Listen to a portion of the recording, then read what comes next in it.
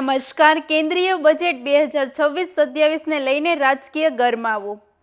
આ મુદ્દે રાષ્ટ્રીય પ્રવક્તા ગોપાલ કૃષ્ણ અગ્રવાલે પત્રકાર પરિષદ યોજી. આ બજેટ પર રાજકીય પ્રતિક્રિયાઓ વધુ તેજ બનવાની શક્યતા. વધુ સમાચાર માટે જોડાયેલા રહો. RP Gujarat news, Rajkot.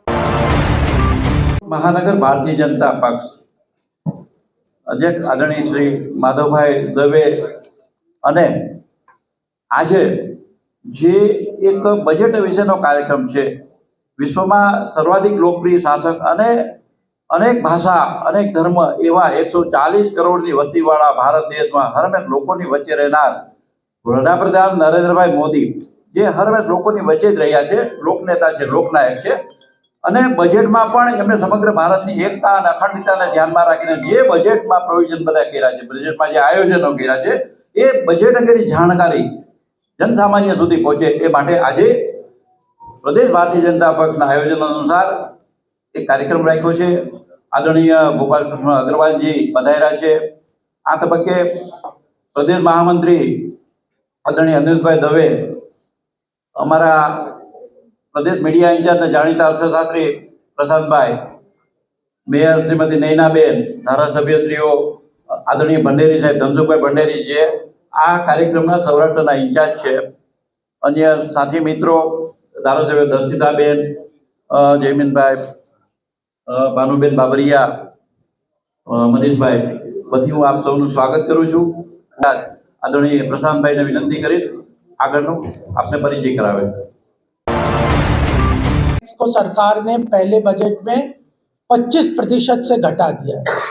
दूसरा महत्वपूर्ण पूरी अर्थव्यवस्था के लिए रहता है कि इनडायरेक्ट टैक्स, जीएसटी, जिस तरह का इनडायरेक्ट टैक्स का जो महत्वपूर्ण योगदान रहता है, जिसके बारे में समाज और देश काफी सोचता है, उसके अंदर इनडायरेक्ट टैक्स 2017 में जब लागू हुआ था, उस समय इनडायरेक्ट टैक्स 28 से 30% था. उसको घटा के सरकार ने जीएसटी के अंतर्गत 10.5% के नीचे ले आए.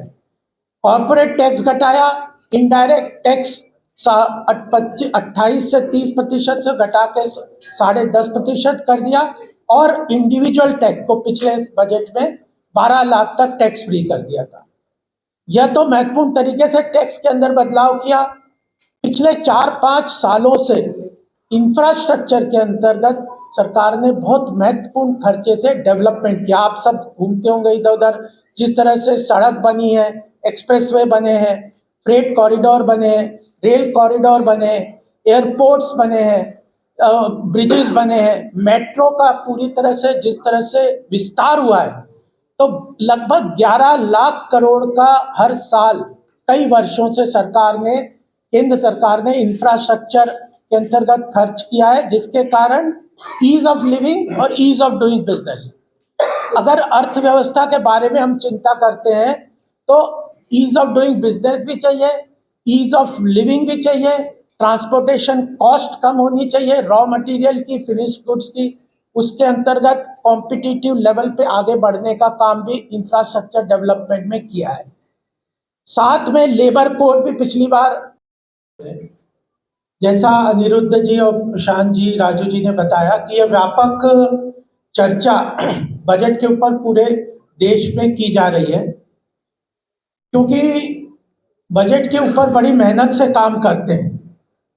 और हमने देखा एक समय देश में यह चर्चा होती थी कि क्या गुड इकोनॉमिक्स गुड पॉलिटिक्स है क्या, कहीं आर्थिक विषय का राजनीतिक रूप से उसका प्रभाव भी पड़ता है.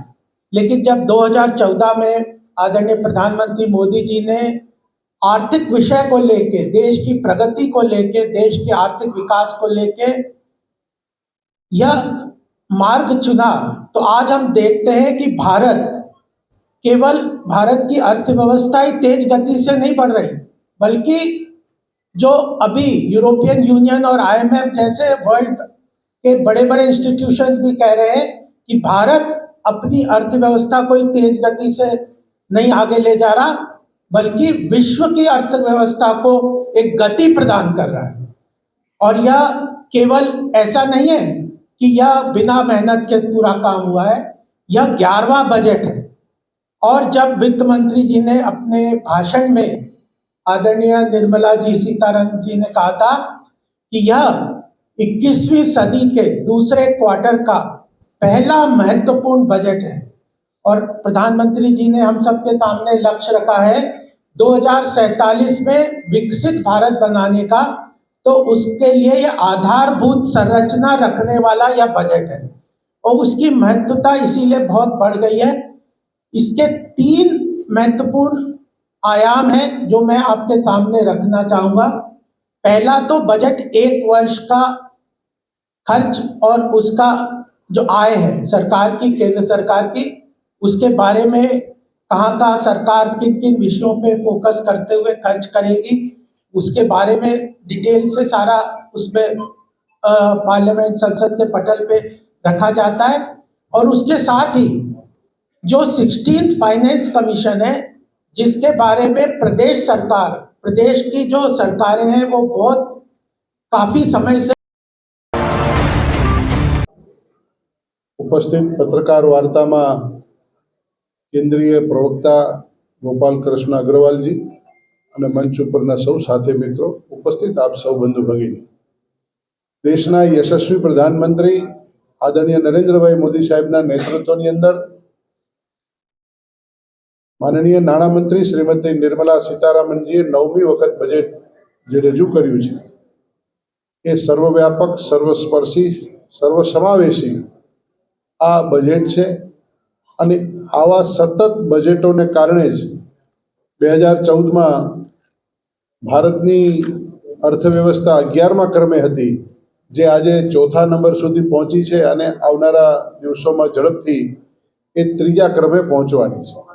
તો આ બજેટના અંદર શું વસ્તુઓને સમાવેશ કરેલી છે, કઈ રીતે સામાન્ય જનને, ખેડૂતોને, મછવારોને, મહિલાઓને, દરેકને સમાવીને આ બજેટ બનતું હોય છે, એની વ્યાપક રીતે નોંધ આપ સૌના માધ્યમ દ્વારા સમગ્ર ભારત વર્ષની અંદર સમગ્ર રાજ્યોમાં યોજનાઓ પૈકી બનતી હોય છે। એ પૈકી ગુજરાત રાજ્યની અંદર પણ 4 મહાનગરોની અંદર આ રાષ્ટ્રીય કક્ષાએથી પ્રવક્તાના સ્વરૂપે આ બજેટનું વિશ્લેષણ આપની સાથે થતું હોય છે।